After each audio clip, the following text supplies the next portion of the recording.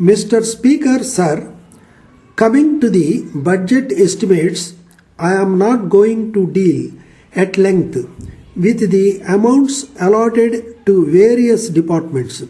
I shall deal only with the major policy of the government which should be adopted in future for the welfare of the state. In the sphere of education, which could be put down under three categories, namely college education, school education and primary education, there is shortage of teachers even as we have with regard to food and cloth. It is the case so far as secondary grade trained teachers are concerned. In order that there may not be any shortage of teachers, and to get over this situation, I suggest that the minimum salary for teachers should be raised from the present level. Along with the shortage of teachers, we also see there is insufficient equipment by way of building accommodation also. A suggestion has been made by some honorable members that the number of pupils to be managed by one teacher should be increased. I think the better course would be to introduce the shift system so that another shift of boys might also receive education without constructing new buildings.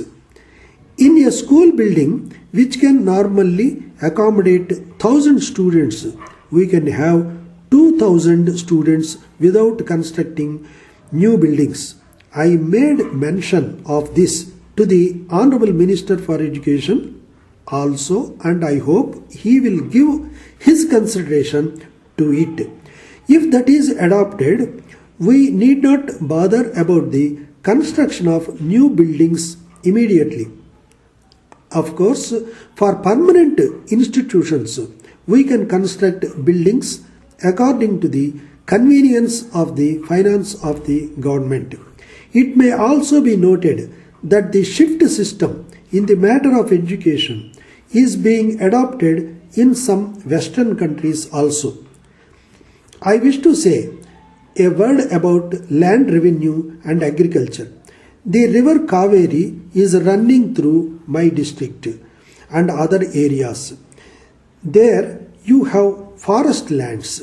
Several departmental officers have recommended that these lands may be converted into wetlands. It is capable of producing fine paddy every season. There will be no need for the grant of any subsidy. If you only dig 4 or 5 feet, you are able to get fine water very easily. I strongly recommend to government that this may be considered immediately so that more than 10,000 acres may be brought under cultivation as wetlands. I am sorry to say that the health of the people does not receive as much attention as it ought to. Sir, at present we find that the medical department seems to be an agent for distribution of foreign medicines. They recommend foreign medicines to everybody without taking into consideration their capacity to buy. I do not blame them for it. I do not mean to suggest that the Western system of medicine is bad. We can have that system for certain special branches of treatment.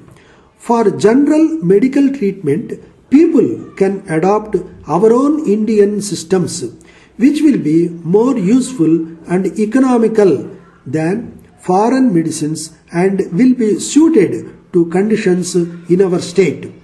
So far as food is concerned, whatever inducement you may offer by way of bonus to speed up procurement, it does not solve the question of food. We must see that we are self-sufficient in the matter of food, and we should not go about seeking food later on.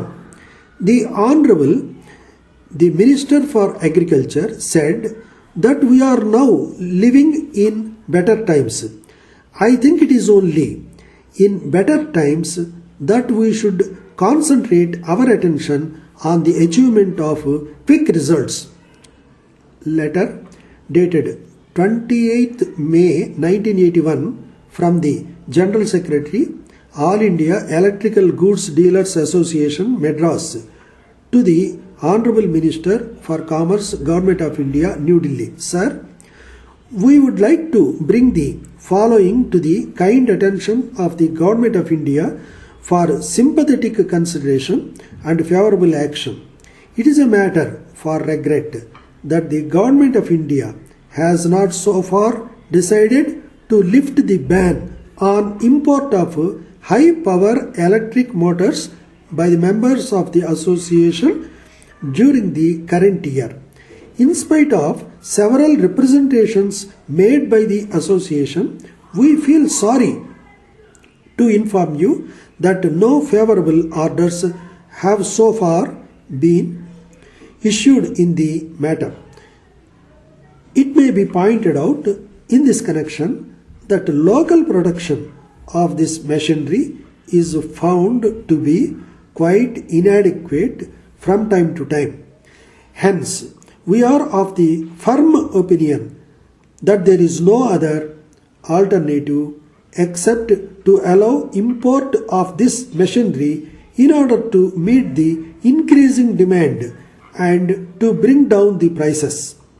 It is an established fact that industrialization alone can help to raise the standard of living of the people of a country quickly.